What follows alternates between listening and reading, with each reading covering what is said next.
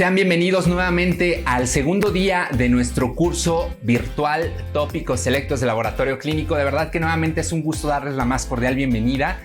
De verdad que estamos súper contentos y en nombre de todo el equipo que conformamos EduLab les agradecemos mucho la participación a cada uno de ustedes y que formen parte de este curso que de verdad que sin cada uno de ustedes definitivamente no sería posible. Entonces, de verdad, muchísimas gracias. El día de hoy, pues bueno, vamos a tener 3 clases simultáneamente. Ahorita en esta sala, pues bueno, vamos a tener la participación del químico Carlos Virgen con el tema interpretación de las pruebas de coagulación, pero también en otra sala tenemos la participación de la química Susana Ramírez con el tema enfermedad de Chagas, y en otra de las salas tenemos la participación de la doctora Norma Morales con la clase de marcadores bioquímicos en infarto al miocardio. Entonces, no se preocupen, ustedes participen de la clase que sea de su agrado. Ahorita no se preocupen por si se están transmitiendo otras 2 clases simultáneamente. A lo largo de estos días de esta semana y también la siguiente semana van a poder tener acceso a las clases.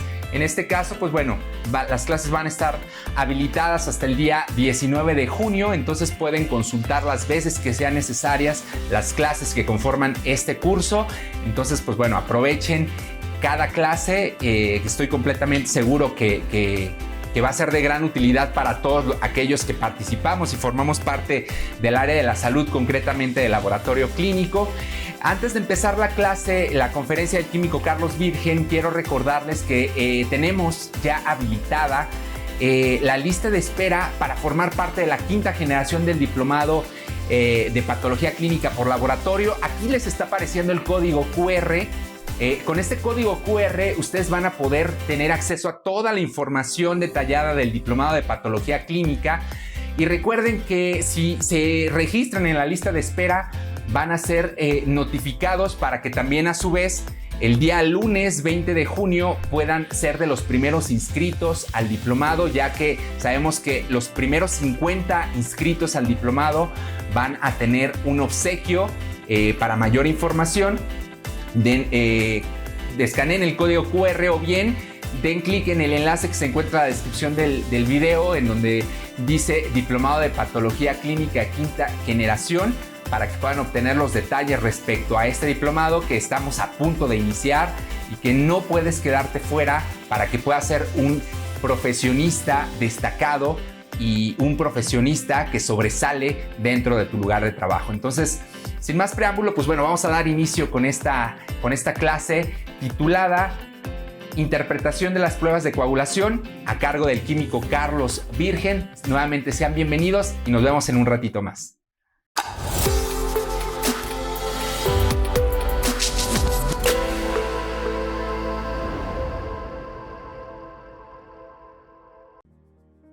Hola, ¿qué tal? ¿Cómo están? Esperando que estén todos bien. Pues aquí nuevamente en una plática muy interesante también, donde vamos a ver 2 áreas muy importantes, considero, para el laboratorio, que es el área de hemostasia y el área de calidad. Muchas veces sucede que hay gente que sabe mucho de coagulación, pero poco de calidad. Y hay muchas veces que hay gente que sabe mucho de calidad, pero poco de coagulación. Cada vez va disminuyendo esta relación. Sin embargo, es importante tener un equilibrio en estas 2 áreas. Como sabemos, la calidad, el control de calidad es la base, es el pilar del laboratorio. Con él controlamos todos los procesos. Y el hecho de tener control de calidad en un laboratorio no quiere decir que el proceso queda exento de errores. Simplemente que esos errores se pueden identificar de manera oportuna, se pueden corregir y se pueden dar acciones preventivas para evitar que sucedan. Y en el área de coagulación, obviamente, muchas veces sucede que desconocemos la aplicación de este control de calidad en la coagulación y en otras áreas, pero voy a enfocarme en coagulación. desde el simple hecho de la interpretación de las curvas de Leibniz-Jennings para ver si entra el control intradía, la interpretación de ese control intradía, cuándo hay que rechazar un resultado, qué acciones hay que tomar. Eso es algo día a día y básico, ¿no? Hasta la obtención de valores de referencia o intervalos de referencia, la diferencia entre media poblacional, valor de referencia o intervalos de referencia que muchas veces crean confusión.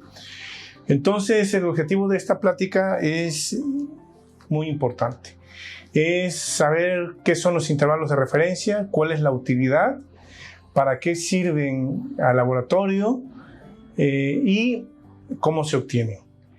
¿Cómo se obtienen de manera correcta? Porque muchas veces sucede que en los laboratorios cada quien tiene su propia receta para esta obtención e independientemente de que la tenga, pues no las llevan a cabo, desafortunadamente. Entonces, esta es la idea de esta plática tan interesante. Siempre que hablo de calidad, invariablemente me gusta mostrar este cuento muy importante. Sucede en la vida profesional, sucede en la vida personal, entre colegas, entre amigos, entre familia. Cuando se va a realizar o se va a iniciar una nueva empresa, proyecto, un plan de trabajo, cuando no se tienen claras las cosas, muchas veces esto es lo que sucede.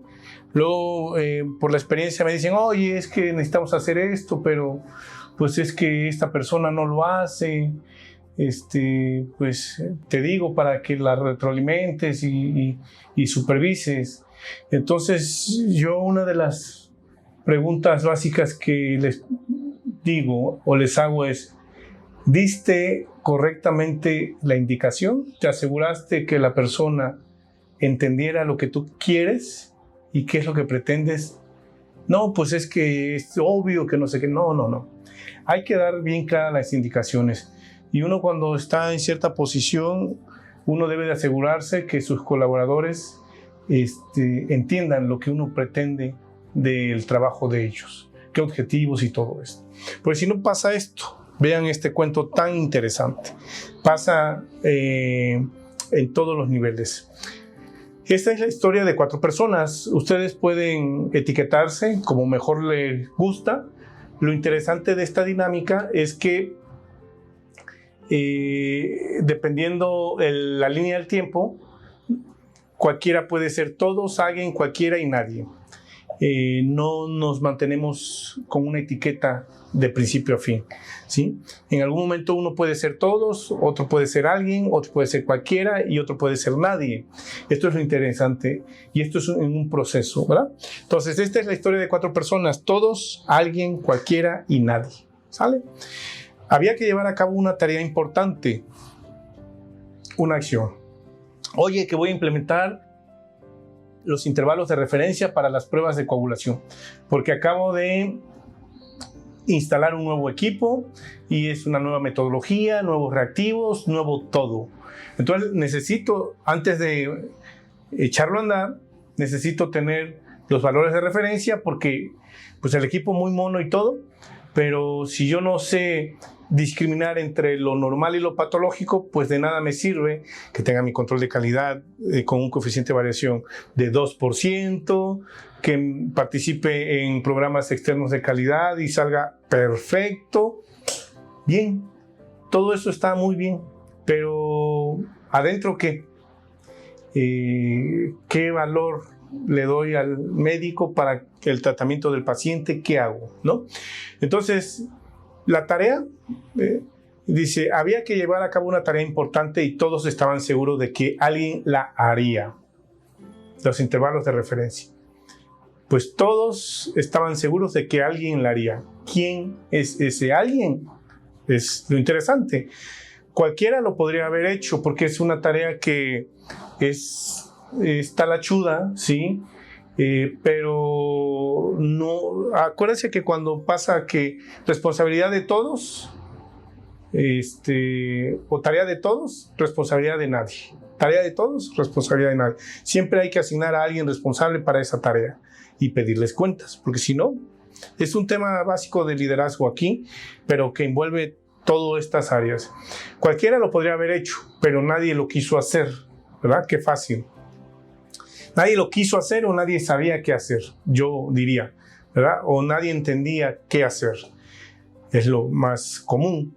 Alguien se enojó porque era tarea de todos. Alguien suele ser el supervisor, el jefe, el coordinador, el encargado de calidad, etcétera, etcétera, etcétera. Entonces, alguien se enojó porque era tarea de todos y, entre comillas, tan simple, ¿verdad? Todos pensaron que cualquiera lo podría haber hecho. Pues sí, pero nadie pudo darse cuenta de que todos no lo harían o nadie lo haría, ¿verdad? Aquí pueden jugar con las palabras, pero todos pudieron darse cuenta de que nadie lo haría, pero nadie pudo darse cuenta de que todos lo harían. Bueno, al final de cuentas es lo mismo. Finalmente, alguien culpó a todos de que nadie hiciera lo que cualquiera podría haber hecho. Podía haber hecho. Qué simple y sencillo. Parece un juego de palabras, parece un chiste, pero yo me lo encontré ahí en las redes. Creo que es de autor desconocido, por eso no lo referencié. Y dice un cuento de calidad o de la vida real, porque de cuento no tiene nada. Esto es más real que otra cosa. ¿Sale? Entonces, esto es como a nivel introductorio para entrar en contexto de lo que pasa con la implementación de los intervalos de referencia. Algo que aparentemente es muy simple, muy sencillo, pero me he dado cuenta en estos 22 años de experiencia que llevo en el área de coagulación. Lo primero que hago yo cuando hay algún tema de interpretación de pruebas es, oigan, ¿cuáles son los valores de referencia? No, pues ya viene en el inserto del proveedor. Ah, caray. ¿Y cuáles son? Pues son de estos a esto. Ah, pero ¿sabe que de esto a esto eran el proveedor anterior? El proveedor actual es esto y esto, pero tampoco está correcto. Si ustedes toman a rajatabla el valor de estos que nos indica el proveedor en sus insertos, porque debemos llevar a cabo una tarea que se llama verificación de los intervalos de referencia. Y hay en otros laboratorios me dicen, no, pues el valor de referencia es el que me da el control normal. Ah, caray. ¿Y si eso según quién? No, pues es que siempre lo hemos hecho así. Y el otro, pues es el valor del pool. Ok. ¿Y cómo hace el pool? No, pues mire, tomo 10 pacientes, hago una mezcla de esos pacientes y el valor que me dé, ese es mi testigo. Ok. Ese es su testigo. ¿Y está mal eso o está bien? No, pues así lo hemos hecho siempre. La química que lo implementó ya no está, pero pues lo dejó hecho y todo el mundo hace eso. Caray. ¿Cómo ven? Y lo corremos a diario. Bueno, no. Son cosas que pasan. Obviamente es falta de conocimiento, porque yo estoy seguro que si tenemos la pauta de lo que se tiene que hacer, muchos lo harían, muchos como el cuento de calidad, ¿sale? Y tener las indicaciones claras. Por eso les digo que esa relación de gente con conocimiento en calidad, pero poco conocimiento en coagulación y viceversa, mucho conocimiento en coagulación y poco conocimiento en calidad, es a manera de que la relación vaya siendo cercana uno a uno, todo esto va a ir mejorando, ¿sale? Bueno, es el tema de esta plática. Yo la considero básica, de gran importancia y de gran impacto, porque ahora estamos trabajando todos en riesgo. El hecho de no tener intervalos de referencia nos da un gran riesgo de dar un resultado el cual no pueda ser interpretado de manera correcta, ¿sale? Bueno, espero que al final de la plática podamos responder estas preguntas. ¿Qué son los valores de referencia? ¿Cuándo se deben de obtener los valores de referencia? ¿Para qué sirven los valores de referencia? ¿Cómo se obtienen los valores de referencia? ¿Y cuáles son los principales obstáculos en la obtención de los valores de referencia? ¿Sale? El punto principal, valores de referencia. Muy bien. Entonces voy a platicar de manera breve algunos términos. Lo que es la verificación. La verificación es la confirmación mediante la aportación de evidencia objetiva de que se han cumplido los requisitos específicos o especificados. Consiste en evaluar el desempeño del método para demostrar que cumple con los requisitos para el uso previsto, que fueron especificados como resultado de su validación. ¿Qué quiere decir? En pocas palabras y sin tanto rollo, la verificación es simple y sencillamente corroborar que lo que me dice el proveedor que debo de obtener en mi laboratorio se obtenga bajo las condiciones que me dice el proveedor que debo de obtenerlas, que es cuidar la humedad, cuidar la temperatura, cuidar las condiciones de voltaje, todo lo que se hace cuando se instala un equipo y cuando se hace la calificación de instalación. Acuérdense que está la calificación de instalación, la calificación de operación, etc. Todo. Obviamente, antes de empezar con la verificación, pues hay que garantizar las condiciones óptimas de funcionamiento del equipo. Y esas condiciones óptimas nos las da el proveedor.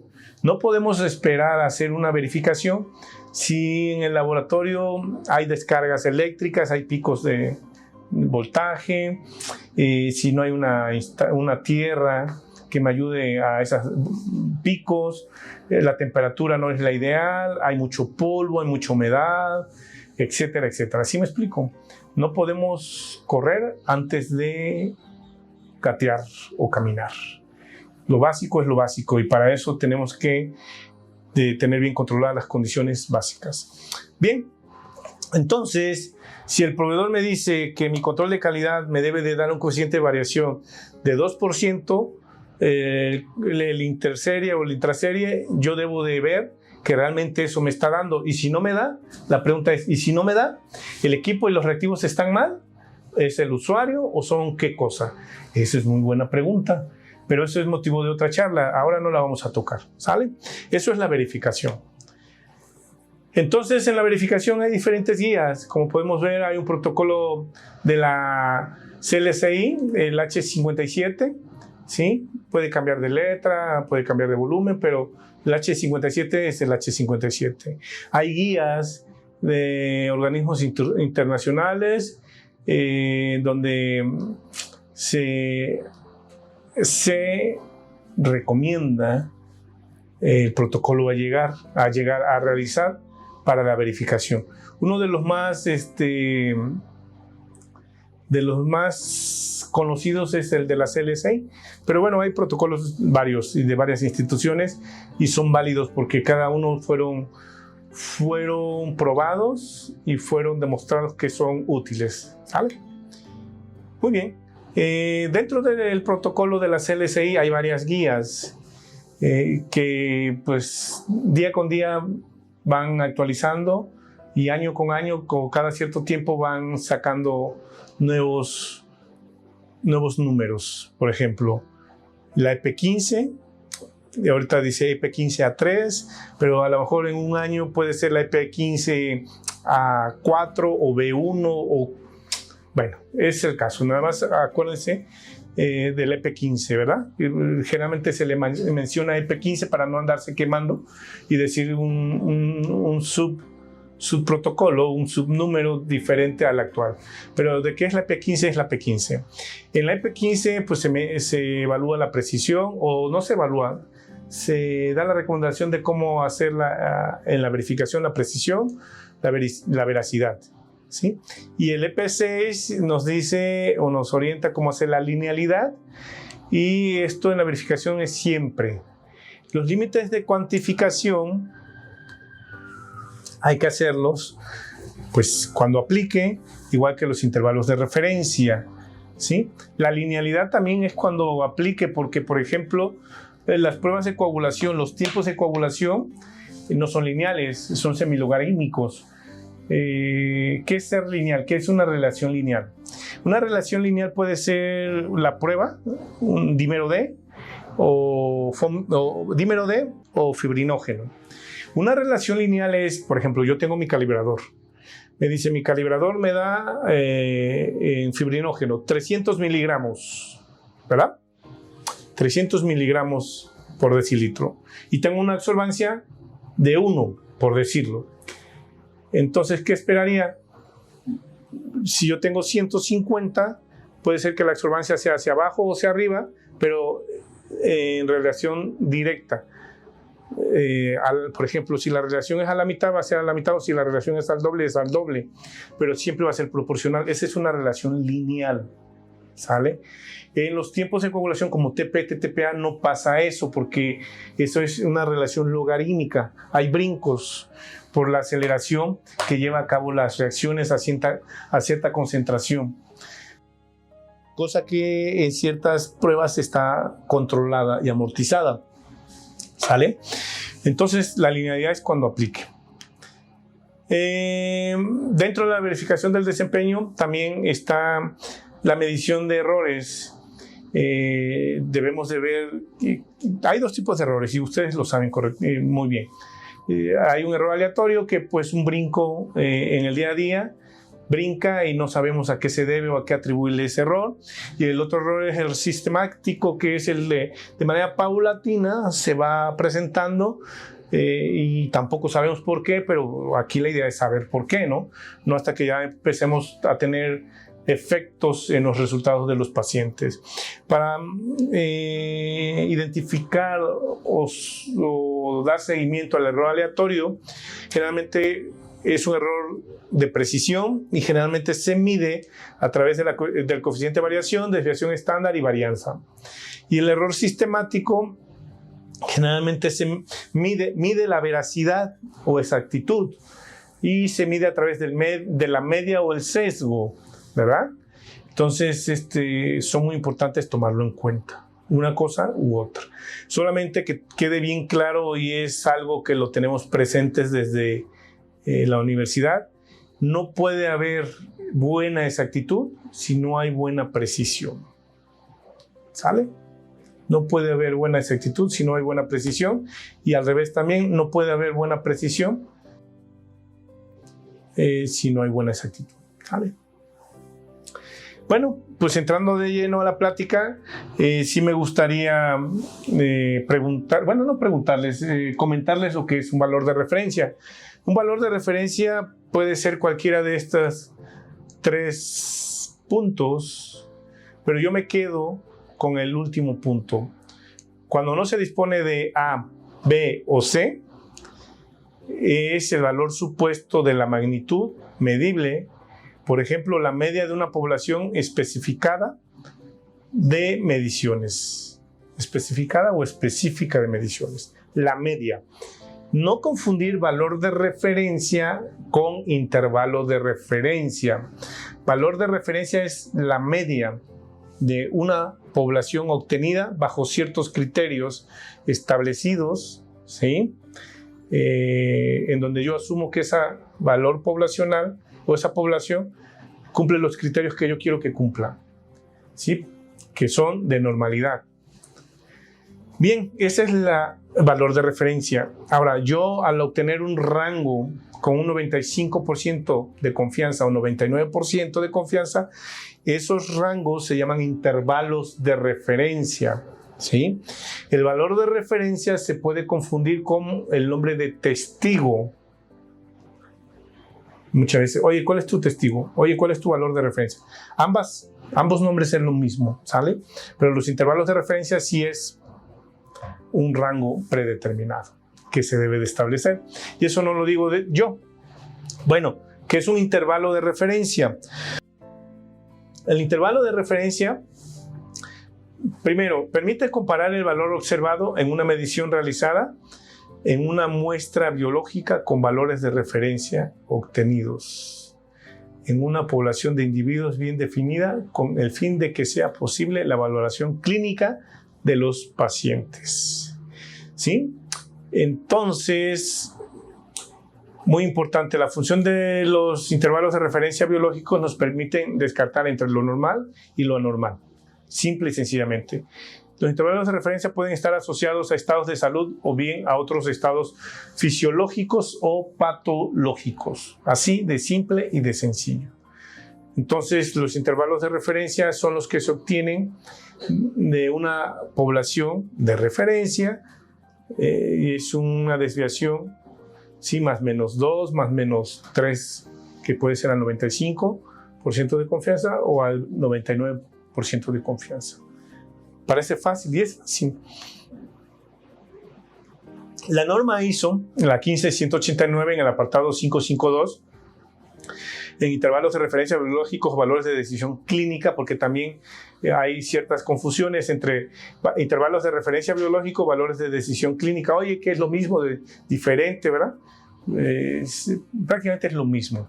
El laboratorio debe definir los intervalos de referencia biológicos. Eso es un hecho.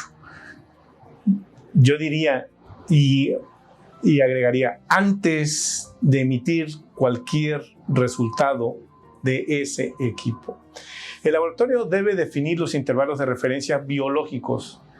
Y yo diría, antes de emitir cualquier resultado en ese instrumento, debe documentar el fundamento de los intervalos de referencia. Los debe de tener en su bitácora bien documentado, y generalmente se documenta en el sistema informático. Ahí viene, ¿verdad? Y debe comunicar esta información a los usuarios. ¿Quién es el principal cliente del laboratorio? Los médicos. El médico debe de tener bien claro los valores de referencia que se están utilizando en cada laboratorio, en cada analizador y para cada analito. Así de simple. Porque nosotros le ayudamos al médico discernir entre lo normal y lo patológico. Y lejos de ayudarlos cuando no hay un intervalo de referencia bien establecido, le complicamos el diagnóstico y por lo tanto el mayor perjudicado es nuestro pacientito. Ese pacientito que algún día puede ser su mamá, su papá, su hermano, su hijo o ustedes mismos. Lo que pasa es que decimos, es que pues yo nunca voy a estar acá, de este lado. Pero la realidad es que sí. Entonces debemos de tener esa cultura del buen trabajo, ¿verdad? Por gusto, y si no es por gusto, por obligación, o por al menos por ¿cómo le podríamos llamar? Por un tema moral y ético, ¿vale? Intervalo de referencia, cuando un intervalo de referencia biológico ya no sea pertinente para la población objeto del servicio, o sea, cuando cambiamos un equipo, cambiamos un reactivo, o de plano vamos a tener otro tipo de población. Bueno, no, ahí no es tanto el cambio de población, no. Pero cuando cambiamos un nuevo equipo o un nuevo reactivo, sí. Se deben hacer los cambios apropiados y comunicárselos a los usuarios. O sea, cuando digo usuarios, a los médicos y o enfermeras. Cuando el laboratorio cambia un procedimiento analítico, lo que les decía, o un procedimiento preanalítico que afecte el resultado final, el laboratorio debe revisar los intervalos de referencia según sea aplicable o según se aplique. ¿Sale?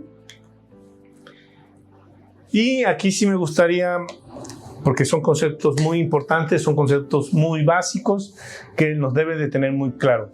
Primero, individuo de referencia. ¿Qué es un individuo de referencia? Es toda aquella persona seleccionada para una prueba en base a criterios bien definidos. Para ser un individuo de referencia yo debo de cumplir con ciertos criterios preestablecidos.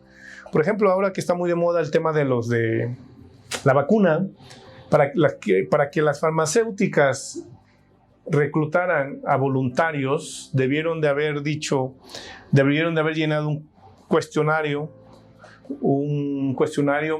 en donde viene un criterio de inclusión, de exclusión o de partición. Eso lo vamos a ver ahorita. Para ver y decidir si se puede ser candidato al protocolo o no. Lo mismo pasa para los valores de referencia. Debemos de llenar y cada laboratorio debe de establecer, y hay guías en las LSI viene qué elementos deben de incluir. ¿Sale? Población de referencia. Conjunto de todos los individuos de referencia. Está claro, ¿no? Un individuo de referencia puedo ser yo, potencialmente, siempre y cuando cumpla el criterio para el que yo quiero ser estudiado. o en el que pretendo participar. Una población de referencia es, por ejemplo, la población del Estado de México, particularmente Toluca, o la población de Veracruz, particularmente el puerto de Veracruz. Quiero obtener los valores de referencia de fibrinógeno. Se ha demostrado que los mariscos aumentan la concentración de fibrinógeno en comparación con aquella población que no consume. Es algo hipotético y no sé si es verdad o mentira, pero se me ocurre, ¿verdad? Y lo que sí es un hecho es que la oxigenación sí influye en los valores de referencia. Entre menos oxígeno hay más hematocrito y hay menos plasmacrito, y por lo tanto los tiempos tienden a alargarse. Entonces, por eso debemos de tener la población de referencia bien clara. No es lo mismo la población de referencia de Veracruz al Estado de México, al norte, que comen mucha carne, mucha proteína, ¿verdad? En fin. Valor observado. ¿Qué es el valor observado? Y es lo que debemos de tener muy claro estos términos. Es el valor de un tipo particular de magnitud obtenido por observación o medición de un individuo, en este caso el paciente. Prácticamente el valor observado es el resultado del individuo de referencia que voy a obtener, simple y sencillamente. ¿Sale? Finalmente, ese valor observado se tendrá que comparar con el valor de referencia, con la distribución de referencia, con los límites de referencia y con los intervalos de referencia. Así de simple.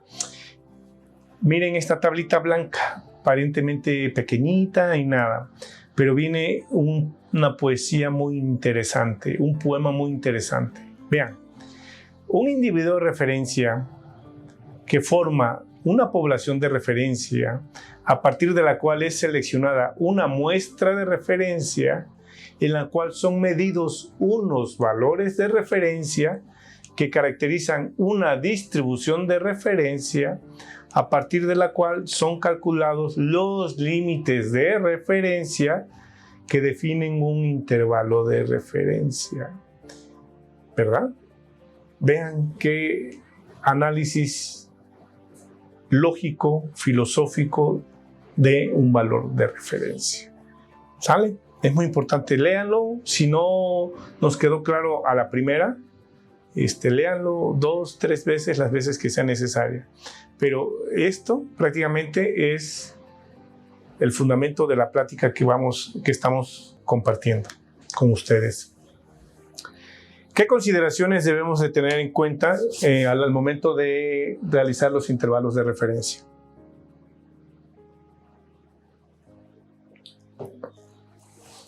Primero, ¿qué es transferencia de un intervalo de referencia? Se los leo y se los explico, ¿no?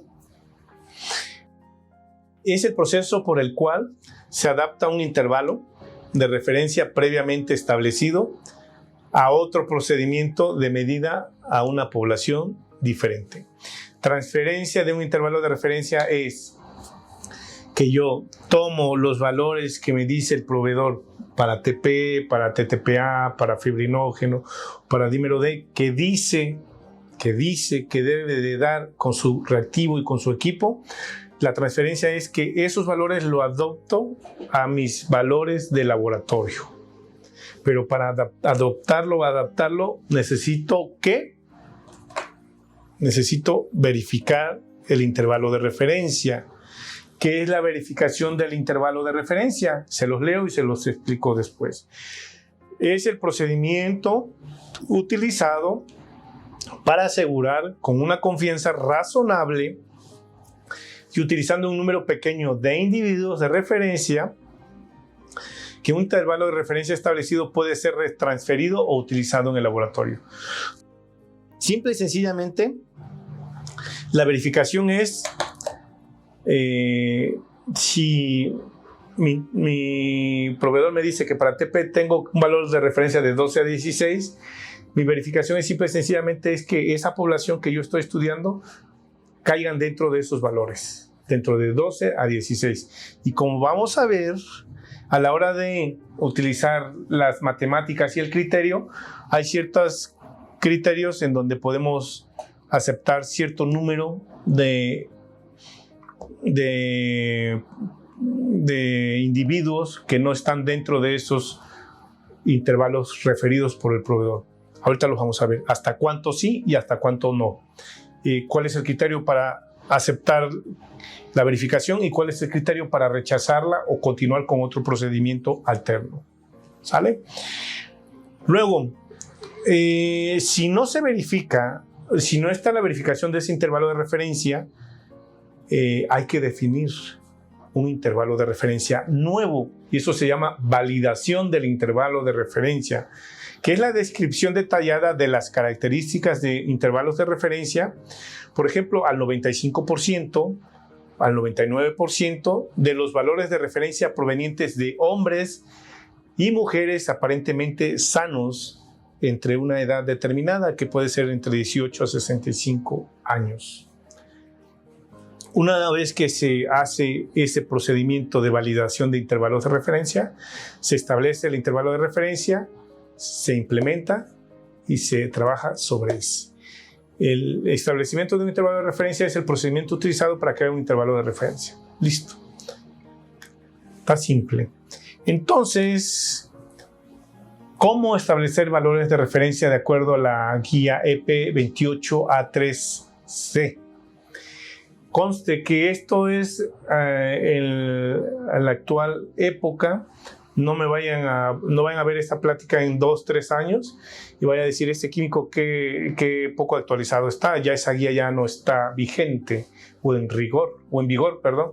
No, tomen en cuenta que la fecha en que estamos grabando esta charla. ¿Cómo establecer valores de referencia? Bien, se selecciona población de referencia, se evalúan los resultados, se verifican los valores de referencia del proveedor con 20 individuos, que es también un tema de contradicción. Unos dicen 30, unos dicen 50, otros dicen 100. No, realmente lo que la guía dice y recomienda para la verificación de intervalos de referencia del proveedor son 20 individuos. Puede ser 20 y 20, 10 y 10, de entre 18 y 65 años. ¿Sale? Y si esta verificación es fallida, hay que hacer la validación de intervalos de referencia. Y aquí sí, no son 20 individuos, son 120 individuos. ¿Vale? De ahí se hace la matemática, ahorita lo vamos a ver qué tan difícil es o qué tan fácil es. Y se estima y se implementan los límites de referencia. ¿Listo? ¿Vamos bien? Tranquilo, con calma.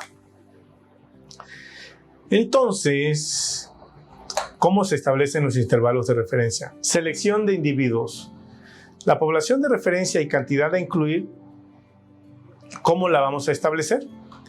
Debemos de establecer 3 criterios bien claros a la hora de seleccionar a los individuos, a la población y a la cantidad de incluir.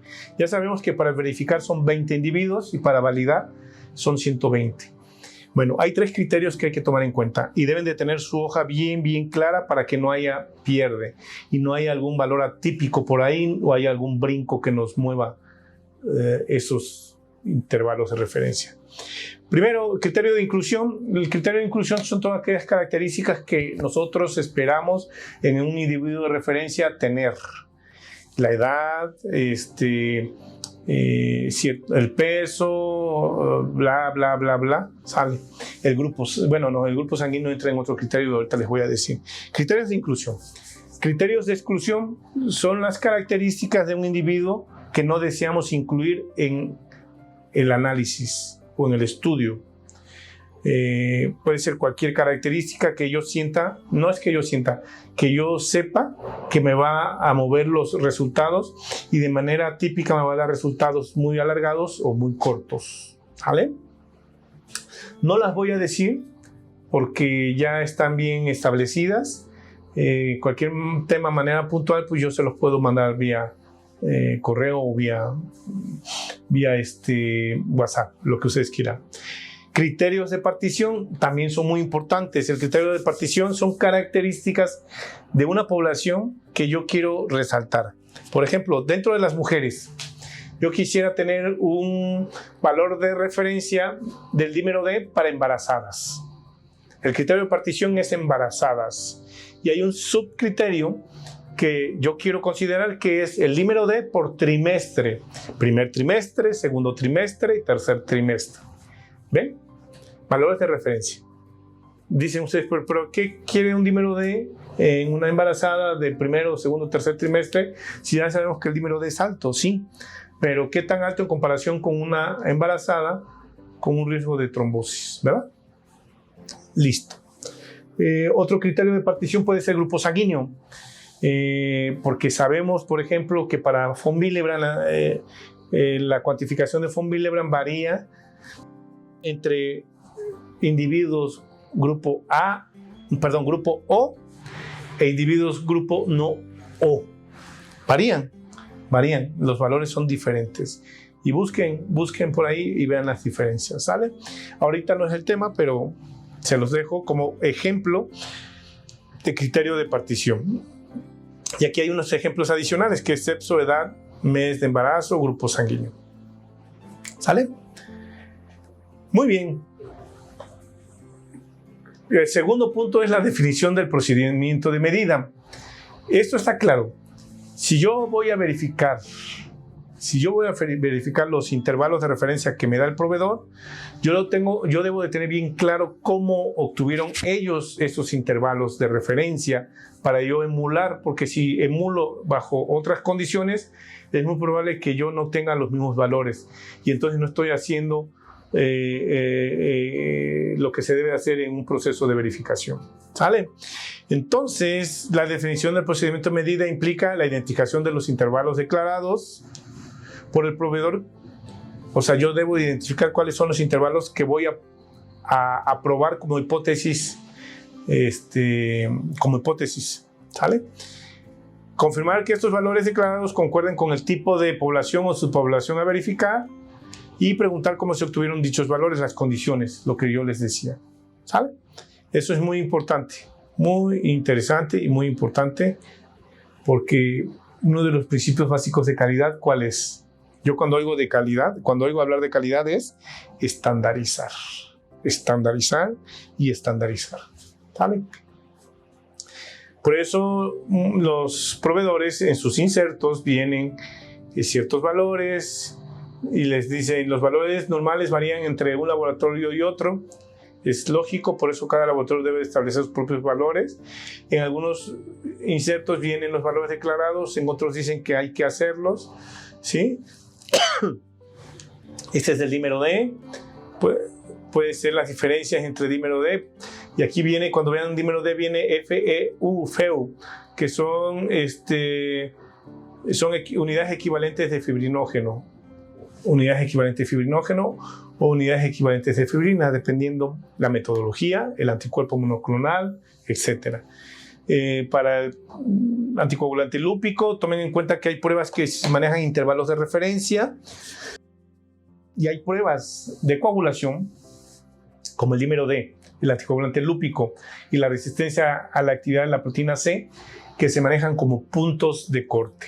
Entonces también vamos a mostrarles o vamos a comentarles la diferencia entre valor de referencia y el punto de corte. ¿Sale?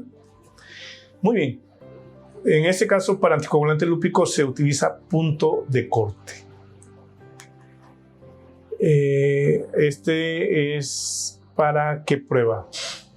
Aquí viene valores de referencia. Los valores de referencia para es para el TTPA. ¿Sale? Igual. Bueno, el paso 3, una vez que yo ya establecí mi población, una vez que yo ya estandaricé que lo que voy a probar sea la misma magnitud, todo lo mismo, ¿no? O sea, voy a probar peras con peras y de las manzanas con manzanas, y son de las rojas y de las rojas, ¿sale?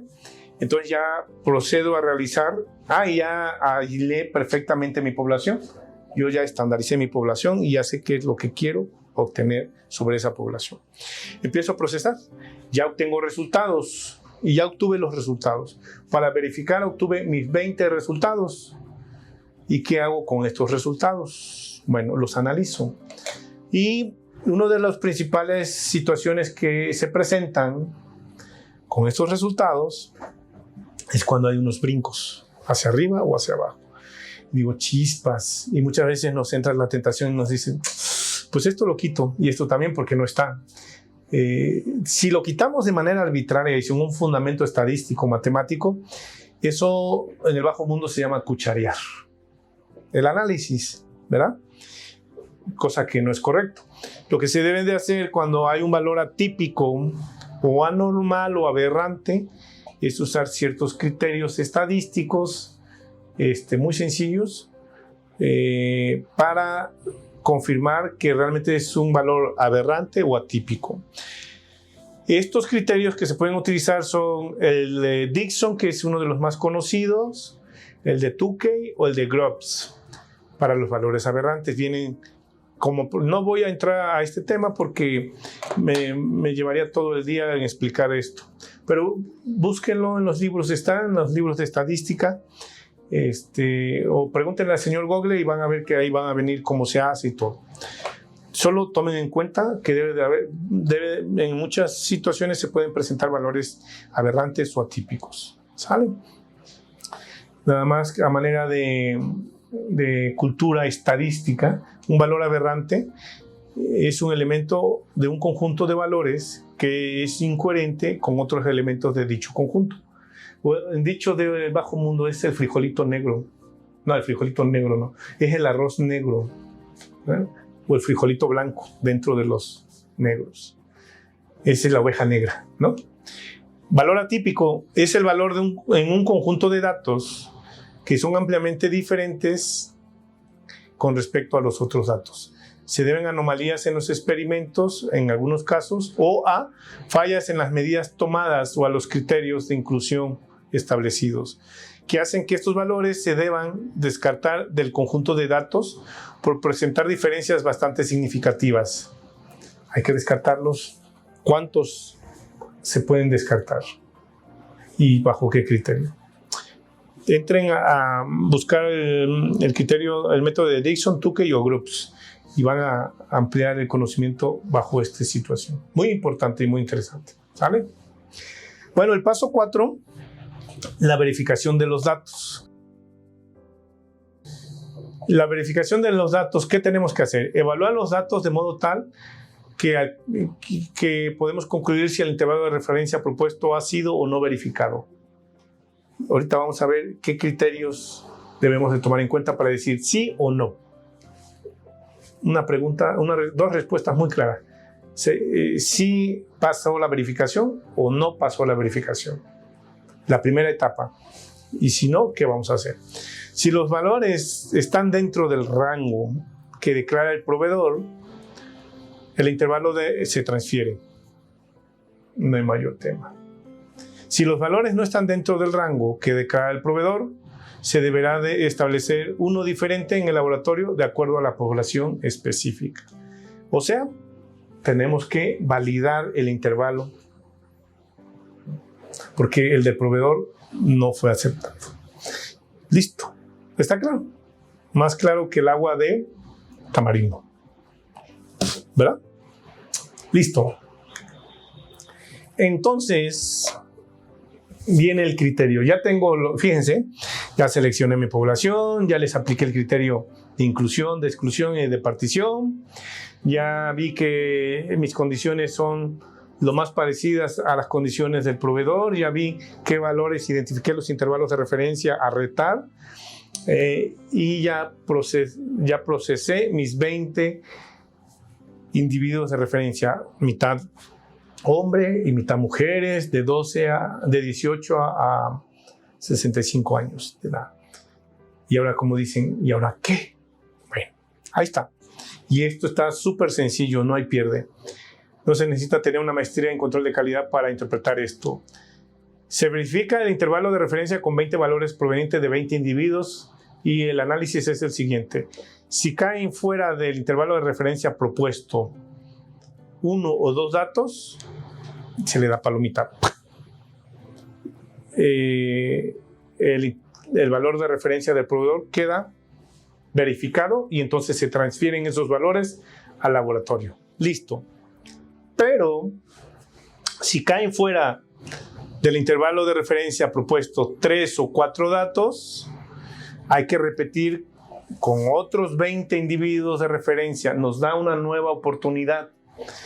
Dice, mira, a la primera no te dio.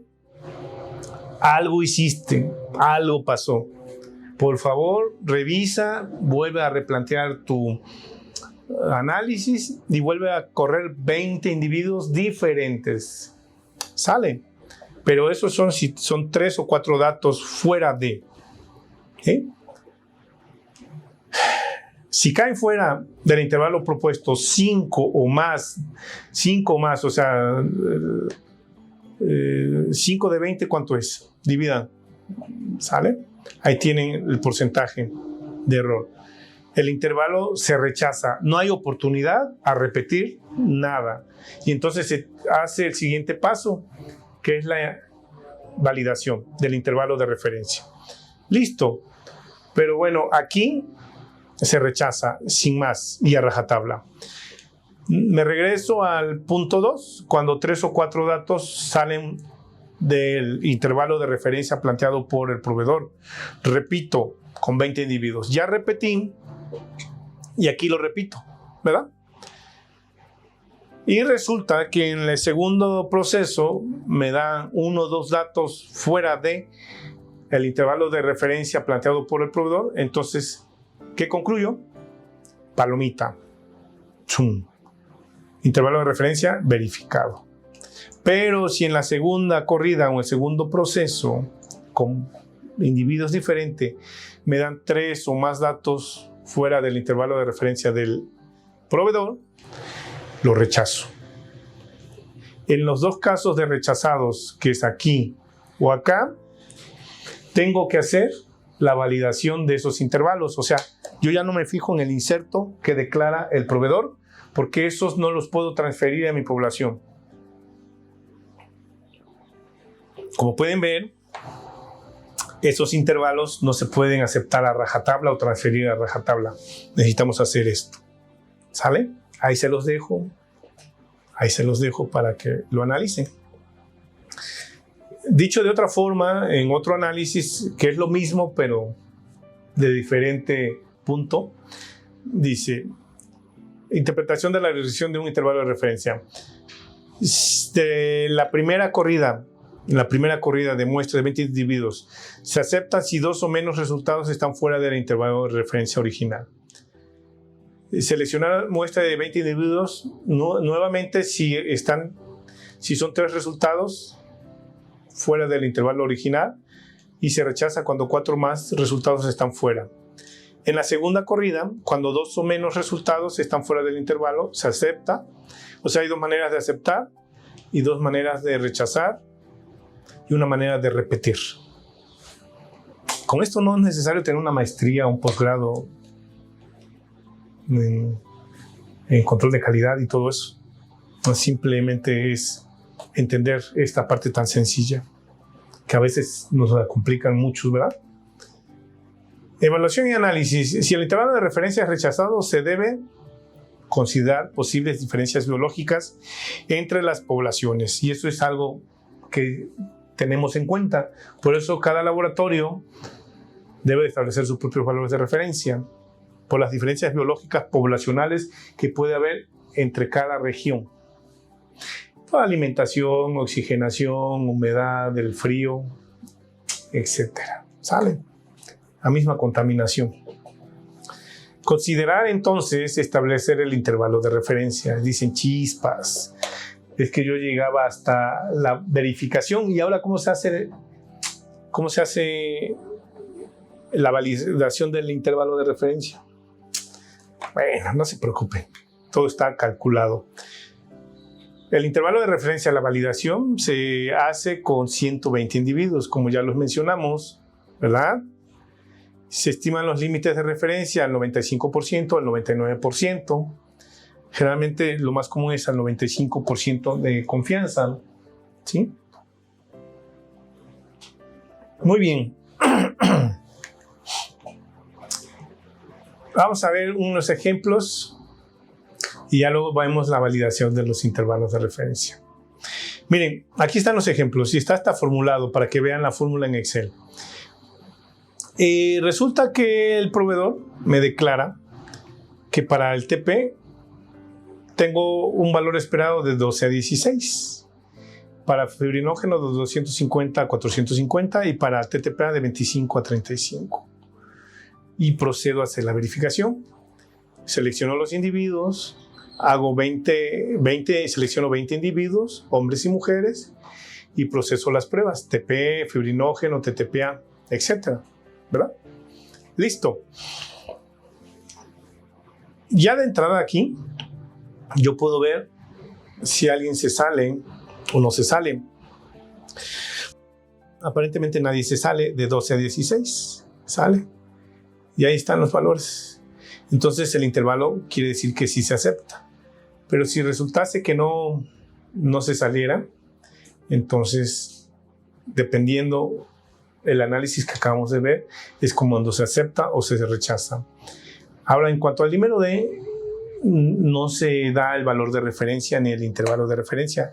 Ahí en el dímero D, anticoagulante lúpico y resistencia a la proteína C activada es punto de corte. ¿Cuál es la diferencia entre el punto de corte y el valor de referencia? El valor de referencia es la media poblacional. Este es valor de referencia. El punto de corte del dímero D no es mi media poblacional. El punto de corte es mi media poblacional más 2 desviaciones estándar. Que sería 46.18 por 2 más 161.5. Ese es mi intervalo, mi valor máximo, ¿sí? De ahí hacia arriba, dímero D positivo. De ahí hacia abajo, dímero D negativo. Y eso se llama punto de corte. En pocas palabras, el punto de corte es el valor máximo permitido, en donde descarto o diferencio lo positivo de lo negativo o lo negativo de lo positivo. Depende la prueba y depende el criterio. Para dímero D, de un valor hacia arriba es positivo, de un valor hacia abajo es negativo. Para anticoagulante lúpico, de un valor hacia arriba es positivo, de un valor hacia abajo es negativo. Para resistencia, de un valor hacia arriba es negativo y de un valor hacia abajo es positivo. Depende el criterio que querramos medir. Anticoagulante lúpico, ¿ven? En el anticoagulante lúpico hay que establecer prácticamente igual la media, hay que hacer las razones, el ratio 1 y el ratio 2, porque la ración normalizada es 1.2, de 1.2 hacia arriba es positivo y de 1.2 hacia abajo es negativo. Aunque hay muchos criterios establecidos, ahorita ya ha habido muchos criterios, muchas escuelas. Ustedes defínanse con qué escuelas, pero sigan siempre esa misma escuela. Lo que no se recomienda es mezclar las 3 o 4 escuelas que hay y sacar una mezcla de interpretaciones, porque pues tampoco se vale. ¿Sale? Bueno, resulta que la verificación no se dio por X o Y razón. Entonces tenemos que validar el intervalo de referencia. Y la validación está fácil. La validación se hace con 2 percentiles, el 97.5 y el 2.5%. Se obtienen 120 resultados de individuos con su criterio de inclusión, exclusión y partición. Son 120 individuos. Y una vez que yo ya establecí, que yo tuve esos 20 resultados, para obtener mi valor mínimo, mi valor máximo de ese rango de referencia de una población de 120 individuos de referencia, lo que hago es lo siguiente: 2 simples operaciones matemáticas. Para el percentil de 0.025, que es el 2.5%, hago esta fórmula. Y no me la inventé, viene en la CLCI. Pueden buscarla. Viene en la CLCI, dice para el rango 1 o el límite inferior es 0.025 por n más 1. N es el número de la población que estoy estudiando, que es 120 más 1. Bueno, se multiplica 121 por 0.025 y el valor es 3.025. Redondeando, el valor correspondiente a la posición 3 El valor correspondiente a la posición 3 es ese valor el que va a ser el límite inferior. Ahorita no lo intenten entender, solo quédense con esto. El valor correspondiente a la posición 3 es mi límite inferior y esta posición 3 la obtuve de esta forma. Ahora, para el rango 2 o el rango superior o el límite superior, lo tengo al 97.5%, ¿verdad? Entonces, aquí sería 0.975 por n más 1, que sería 121 por 0.975. El valor sería 117.97. El valor 117 es mi límite superior. Bueno, aquí por redondeo es el valor 118 y el otro posición 3. Y dicen, caramba, ¿de dónde obtengo esos valores o cómo le hago? Ah, bueno, ustedes han hecho la mediana, la estadística, la mediana. ¿Qué hacen con la mediana? Obtienen unos valores. ¿Qué hacen con esos valores? Lo ordenan de menor a mayor, ¿verdad? Y ya de menor a mayor se cuenta la mitad y esta mitad es la mediana. Listo. Aquí no es la mediana, pero lo que sí se va a hacer es ordenar esos valores. Yo tengo 120 resultados de 120 individuos, de hombres y mujeres. Yo los ordeno del valor inferior al valor superior, en ese orden, ¿sí? Y entonces, mi valor 3 es mi límite inferior. Yo busco en mi tabla de valores ordenados mi valor 3. Mi valor 3 es 12.2. Y en esta tabla también busco mi valor 118. Y mi valor 118 es 14.7. Es mi rango 2. Entonces, mi rango 1, mi intervalo de referencia validado es de 12.2 a 14.7 para el TP. Listo. ¿Está complicado o no? No, hombre, está sencillo.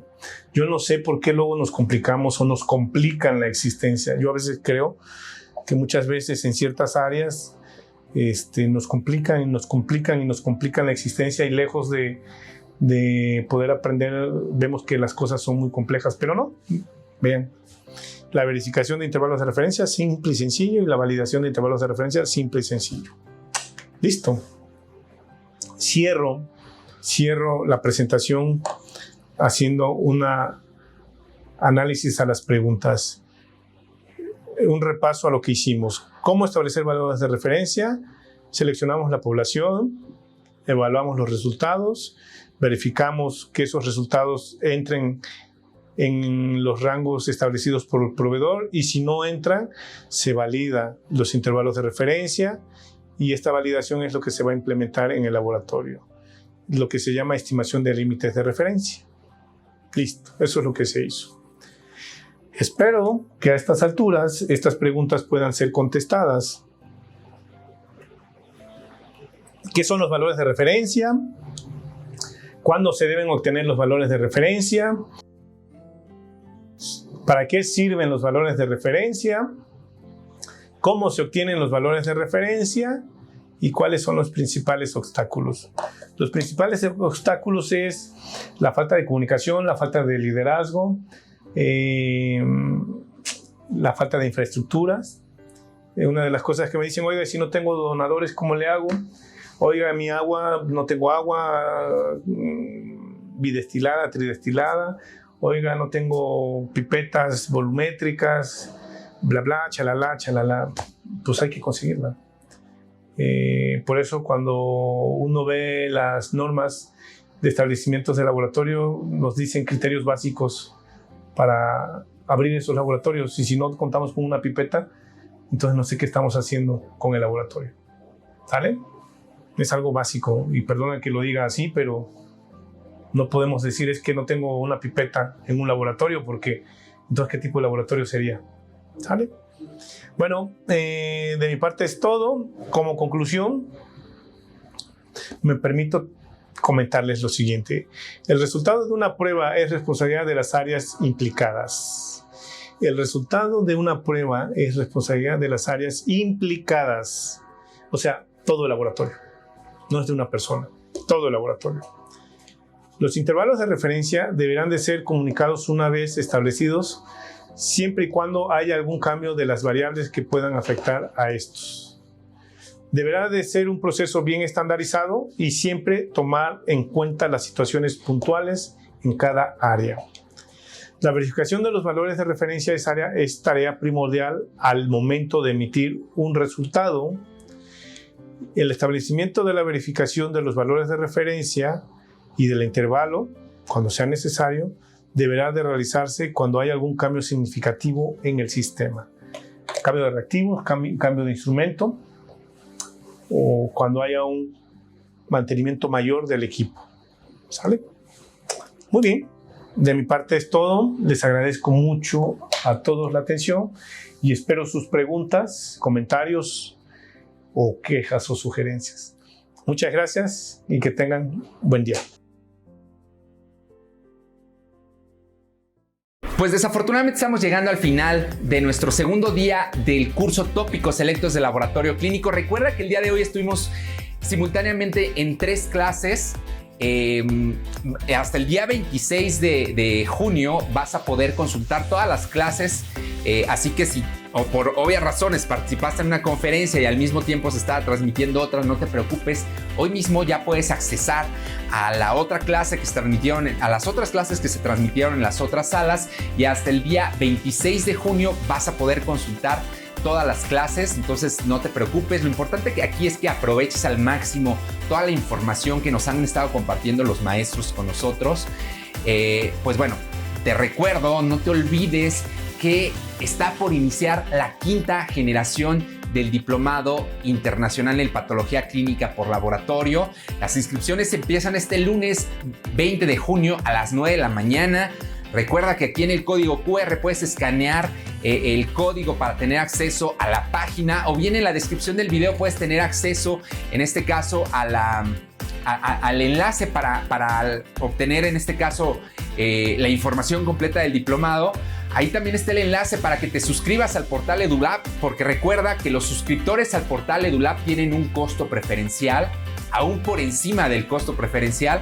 Entonces, aprovecha al máximo los beneficios que te da el estar suscrito al portal EduLab. Ahí también está el enlace para que conozcas el portal EduLab si no lo conoces.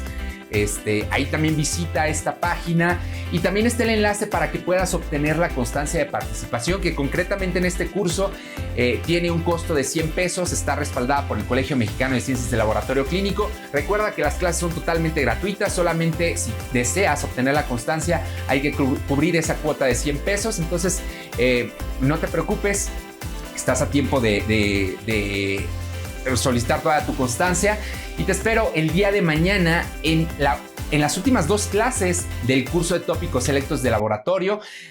Te mando un fuerte abrazo en donde quiera que te encuentres y nos vemos el día de mañana en el tercer y último día del curso de Tópicos Selectos. Que estés muy bien y hasta mañana.